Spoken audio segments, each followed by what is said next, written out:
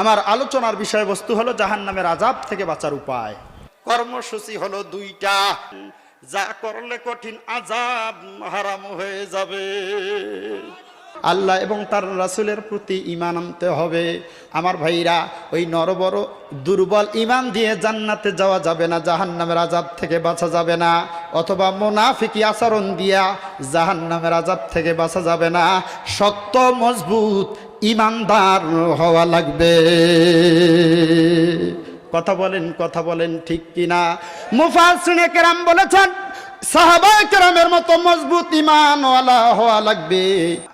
যেমন আম্মার ইবনে ইয়াসির রাদিয়াল্লাহু তাআলা আনহু, আল্লাহর নবীর একজন সাহাবী, তিনি ঈমানের ঘোষণা দিলেন, লা ইলাহা ইল্লাল্লাহু মুহাম্মাদুর রাসূলুল্লাহ। সকলে পড়ুন সাল্লাল্লাহু আলাইহি ওয়াসাল্লাম। সম্মানিত ভাইয়ের আমার, সম্মানিত বন্ধুগণ আমার, আম্মার ইবনে ইয়াসির আল্লাহর নবীর হাতে হাত রেখে ঈমানের কালিমা পড়ে নিল, লা ইলাহা ইল্লাল্লাহ পড়ে নিল। সংবাদটা সঙ্গে সঙ্গে আবু জাহেলের কানের মধ্যে পৌঁছে গেল। আবু জাহেল আশ্চর্য হয়ে গেল। নেতা কর্মীদেরকে, তদানীন্তন সময়ের পুলিশকে অর্ডার করলো, যাও আম্মারকে ধরে নিয়ে আসো।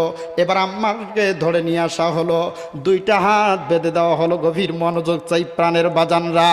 দুইটা হাত বেঁধে দেওয়া হলো রশি দিয়ে, দুইটা পা বেঁধে দেওয়া হলো দুইটা রশি দিয়ে।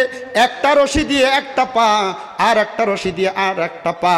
দুইটা রশির দুইটা মাথা, দুই দিকে দুইটা উট দ্বারা করানো, তাদের গলায় বেঁধে দেওয়া হলো, অর্থাৎ উটের গলায় বেঁধে দেওয়া হলো। মাঝখানে আম্মার রাদিয়াল্লাহু তাআলা আনহুকে দাঁড় করানো হলো। আবু জাহেল নিজের সামনের দিকে অগ্রসর হলো।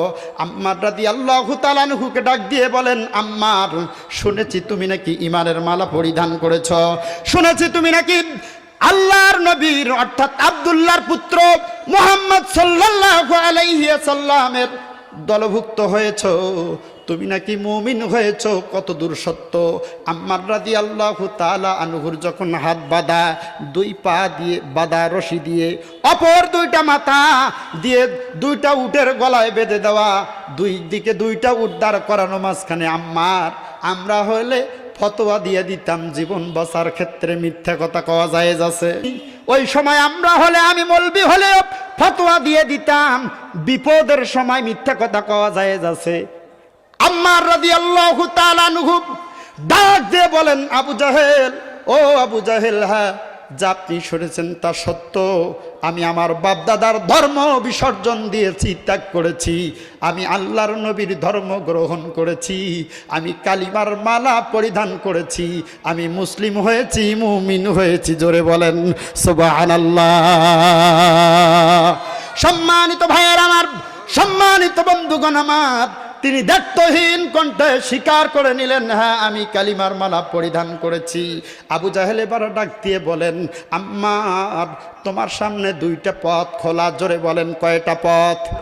এক নম্বর পথ হলো মুহাম্মাদের দল ছেড়ে দেওয়া লাগবে, অর্থাৎ ঈমানের মালা খুলে ফেলা লাগবে, ঈমানের পথটা ছেড়ে দেওয়া লাগবে।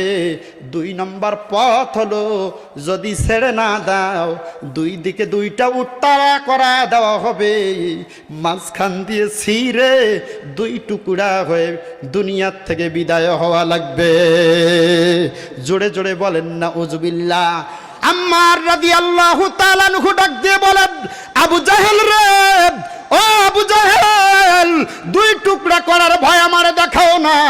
একবার যখন কালিমার মালা পরিধান করেছি, একবার যখন ঈমানের মালা পরিধান করেছি, অসংখ্য টুকরাও যদি আমি আম্মারকে তুমি করো, আল্লাহ নামের কসম করে বলছি, ওই ঈমানের পথ থেকে দূরে সরতে পারবো না।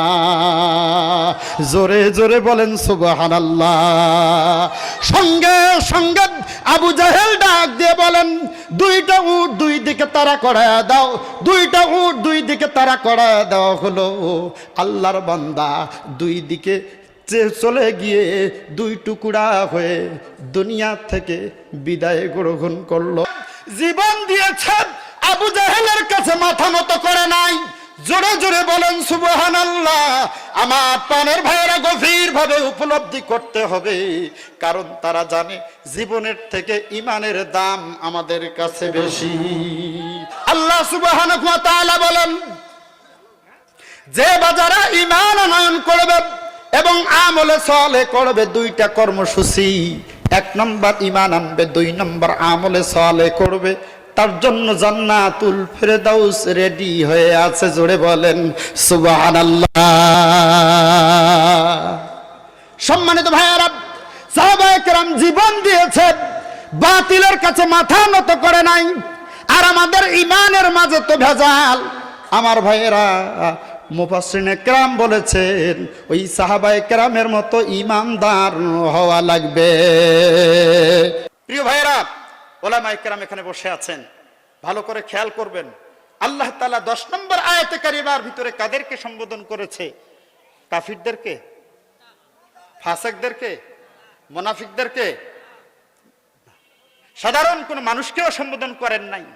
আল্লাহ তাআলা 10 নম্বর আয়াতে কারিমার ভিতরে মুমিন যারা তাদেরকে সম্বোধন করেছেন, ইয়া আইয়ুহাল্লাযীনা আমানু, হে ঈমানদারগণ, আমি কি তোমাদেরকে এমন একটা ব্যবসার কথা বলবো যা করলে তোমরা কঠিন আযাব থেকে বেঁচে যাবে? তা হলো তুমিনুনা বিল্লাহি ওয়া রাসূলিহি, আল্লাহ এবং তার রাসূলের প্রতি ঈমান আনো। ঈমানদারদেরকে ঈমান আনতে বলবেন কেন? আল্লাহ তাআলার বলা উচিত ছিল, ইয়া আইয়ুহান নাস, হে দুনিয়ার সাধারণ পাবলিকেরা, তোমরা ঈমান আনো, মুমিন হও। অথবা বলা উচিত ছিল, ইয়া আইয়ুহাল কাফিরুন, এ কাফেররা, তোমরা ঈমান আনো। অথবা বলা উচিত ছিল, ইয়া আইয়ুহাল মুশরিকুন, এ মুশরিকেরা, তোমরা ঈমান আনো। অথবা বলা উচিত ছিল, ইয়া আইয়ুহাল মুনাফিকুন, এ মুনাফিকরা, তোমরা ঈমান আনো। অথবা বলা উচিত ছিল, ইয়া আইয়ুহাল ফাসিকুন, হে ফাসিকেরা, তোমরা ঈমান আনো। আল্লাহ তাআলা তাদের কাউকে সম্বোধন করলেন না, করলেন ঈমানদারদেরকে সম্বোধন। খেয়াল করুন, আল্লাহ তাআলা ঈমানদারদেরকে সম্বোধন করে ঈমান আনতে বলবেন কেন? রহস্য আছে না নাই? জোরে বলেন, আছে না নাই? আপনিও বাড়িতে কোরআন শরীফ বাংলা তরজমা সহ কোরআন শরীফ খুলে সূরা সাফের তাফসীর বা সরল অনুবাদ পড়তে পারেন। অথবা অ্যান্ড্রয়েড সেটে আপনি কোরআন শরীফ বাংলা অনুবাদ সহ কোরআন শরীফ ডাউনলোড দিয়ে আপনি অর্থ দেখতে পারেন। যখনই দেখতে যাবেন তখনই প্যাঁচ লেগে যাবে, জটিলতা তৈরি হবে। ঈমানদারদেরকে ঈমান আনতে বলবেন কেন? তারা ঈমান এনেছে বিধায় তো মুমিন। কথা বলেন। তাদেরকে ঈমান আনার বলার কারণ কি? নিশ্চয়ই কারণ আছে, নিশ্চয়ই রহস্য আছে। এই জন্যই তো তাফসিরুল কোরআন মাহফিলের আয়োজন করতে হয়।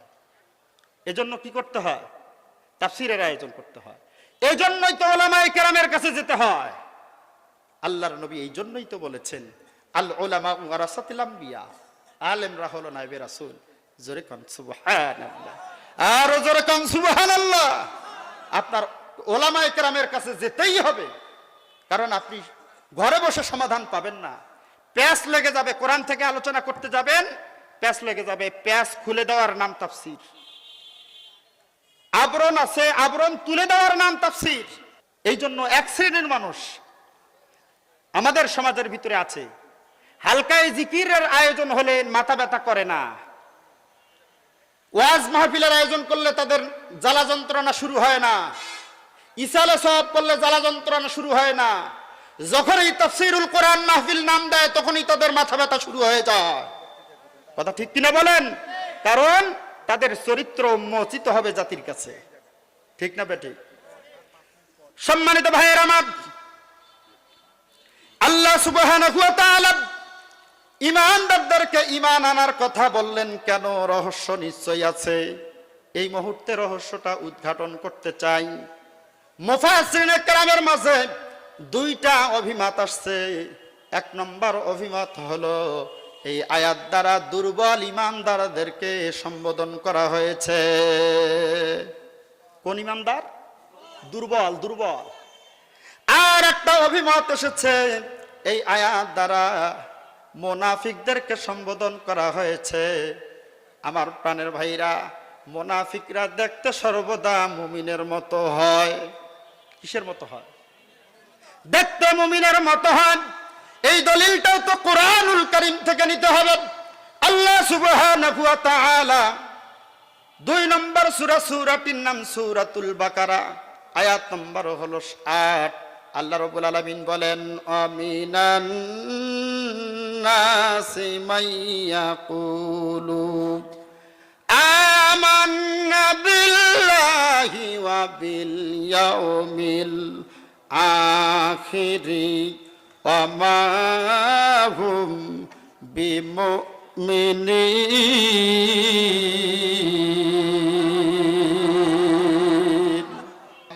আমার বাজানরা, আমার যুবক ভাইরা, মহিলা মা বোনেরা, গভীর মনোযোগ চাই, গভীর মনোযোগ দিয়ে কোরআন কারীমের কথাগুলো শুনবেন। অনুরোধ করে বলে যাই, হতে পারে জীবনের এটি শেষ বলা, হতে পারে অনেকের জীবনের এইটা শেষ শোনা। আমার ভাইরা গভীর মনোযোগ দিবেন। আল্লাহ রাব্বুল আলামিন বলেন, মানুষের মধ্যে এমন কিছু মানুষ আছে যারা বলে আমরা আল্লাহর প্রতি ঈমান এনেছি, পরকালের প্রতি ঈমান এনেছি। আমার আল্লাহ তাদের দাবিকে নাকচ করে দিয়ে বলেন, আমা হুম বিমুমিনিন।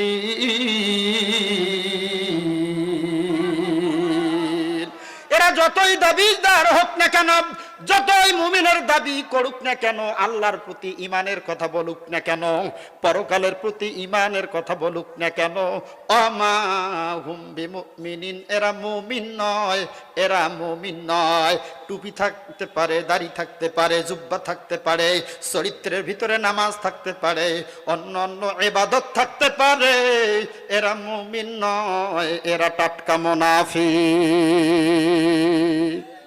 এরা কি? জোরে বলেন, এরা কি? কে বলেছেন? কে বলেছেন? হতে পারে মুমিনের দাবিদার, মুমিন নয়। কে বলেছেন? আমি বলি নাই। মুমিন, মুনাফিকরা দেখতে মুমিনের মতোই হয়, এরা যতই দেখতে মুমিনের মতো হোক, এরা মুমিন না, এরা টাটকা মুনাফিক।